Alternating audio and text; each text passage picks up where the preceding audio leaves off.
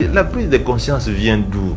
Il vient de leadership. Qu'est-ce que c'est un leader? Les gens confondent un leader et un manager. Attention, un manager n'est pas un leader. Les gens aussi confondent la fonction et le leadership. Non, vous pouvez avoir la fonction et ne pas être leader. C'est très important. C'est pour ça que nous sommes en train de faire la théorie du leadership, l'école. Il faut venir à cette école. Le leader, justement, c'est celui qui crée ce dont vous parlez là, la conscience. Parce que très peu de Congolais comprennent que même si vous avez un ami occidental qui dit je vous aime, qui vous sourit à tout moment, mais quand il est seul, il dit mais est-ce que cet ami congolais comprend vraiment l'état dans lequel il est?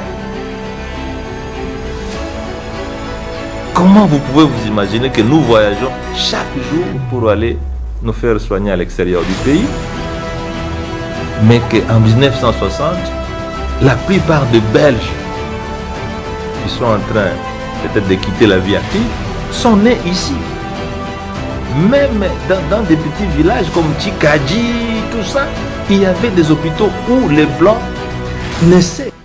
Monsieur que vous venez d'écouter est l'ancien Premier ministre et actuellement sénateur de la République démocratique du Congo.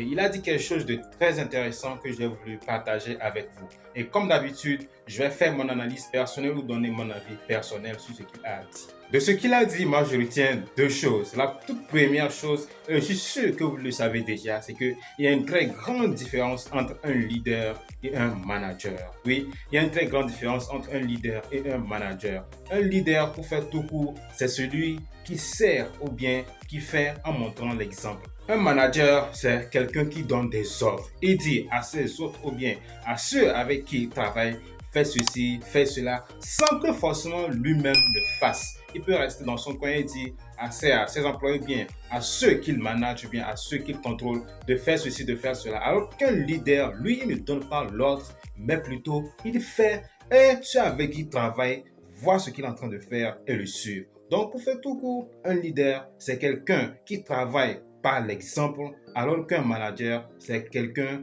qui donne de l'ordre sans montrer forcément l'exemple ou bien sans montrer forcément ce qu'il faut faire. Donc, il y a une très grande différence entre un leader et un manager. Deuxième chose que moi j'ai retenue, c'est qu'un leader, c'est quelqu'un qui éveille les consciences, c'est-à-dire c'est quelqu'un qui conscientise les autres.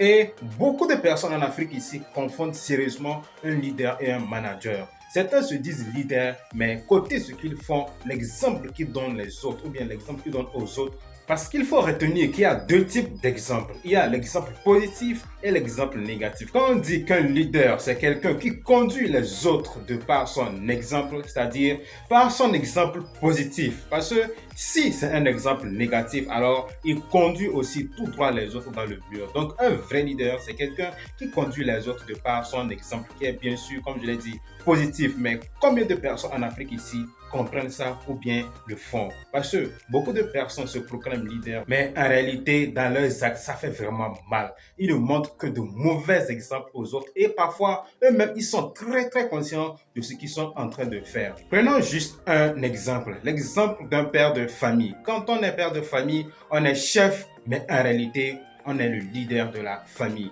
Dans ce cas, si le père de famille donne de mauvais exemples dans tout ce qu'il fait, il ne laisse rien de positif à ses enfants, alors que les enfants, ou bien ils représentent le miroir de ses enfants vont voir exactement ce qu'il est en train de faire et vont copier. Parce qu'ils vont se dire, si c'est que papa fait cela, c'est que c'est bon, alors moi aussi je vais copier. Et combien d'enfants aujourd'hui vous ne connaissez pas parfois qui vous disent que c'est ce que leur papa faisait, que eux autres ils ont copié. Combien d'enfants est-ce que vous ne connaissez pas qui sont sérieusement influencés par le comportement ou bien le caractère de leurs parents? Ça, c'est vraiment triste et dommage parce que beaucoup de parents ne se rendent pas compte que ce qu'ils font en réalité, leurs enfants sont en train de le voir. Ils vont se disputer, ils vont franchement faire des choses horribles alors que les enfants sont en train de les voir. Et quand ces derniers vont grandir, les parents vont commencer par se plaindre disant que leurs enfants ont un mauvais comportement en oubliant que c'est ce que eux-mêmes ils faisaient que les enfants ont dû copier. Donc,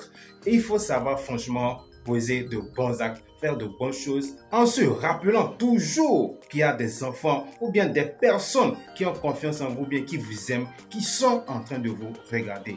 Il faut être conscient et comme ce monsieur l'a dit, un leader, c'est quelqu'un qui conscientise. Quand on est père de famille ou bien quand on est un leader, on est censé conscientiser les autres. On est censé amener les autres de plus en plus haut. On est censé faire grandir les autres. On est censé faire sortir le meilleur des autres. Donc, retenez-le bien, un leader est différent d'un manager. Et si je dois donner des exemples de bon leadership en Afrique ici, il y en a plein. Je prends l'exemple de Nelson Mandela, où je vous invite vraiment à regarder le film qui retrace son parcours, qui est intitulé Invictus. C'est un film qui m'a beaucoup marqué et que j'ai beaucoup aimé. Il y a Barack Obama, qui est afro-américain. Il y a aussi Thomas Sankara. Il y a toutes ces personnes-là que vous connaissez, que ce soit dans le secteur politique ou peu importe, qui ont ou bien qui continuent de marquer positivement les autres, même si ils sont déjà partis ou bien ils sont toujours vivants. Je sais que vous en connaissez plein et essayez aussi de voir comment est-ce qu'ils fonctionnent pour vous en inspirer et vivre comme ces personnes-là. Voilà ce que j'avais à partager avec vous aujourd'hui dans cette magnifique vidéo. J'espère et surtout convaincu que vous avez aimé son contenu. Si c'est le cas, n'hésitez pas à me laisser un petit pouce bleu pour me prouver que vous êtes gentil et que vous avez aimé surtout son contenu. Si vous me découvrez pour la première fois, moi je suis Benjamin Caro, je suis coach en leadership et jeune entrepreneur.